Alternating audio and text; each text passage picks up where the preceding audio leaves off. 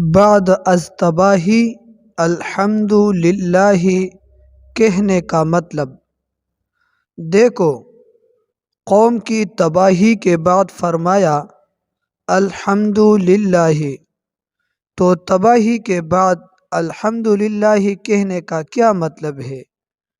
اس کو تم اس طرح سمجھو کہ اللہ تعالیٰ نے انسان کے جتنے بھی اعضاء بنائے ہیں تمام کے تمام قیمتی ہے۔ خدا نخواستہ کوئی عضو ایسا بیمار اور فاسد ہو جائے کہ ڈاکٹر کہے کہ اس کا کاٹنا ضروری ہے، اگر اس کو نہ کاٹا گیا تو دوسرے اعضاء کے ضائع ہونے کا خطرہ ہے، تو جب اس عضو کو کاٹ دیا جائے گا تو بیمار بھی کہے گا الحمد للہ، عزیز اور رشتہ دار بھی کہے گا الحمد للہ کہ باقی اعضاء محفوظ ہو گئے ہیں۔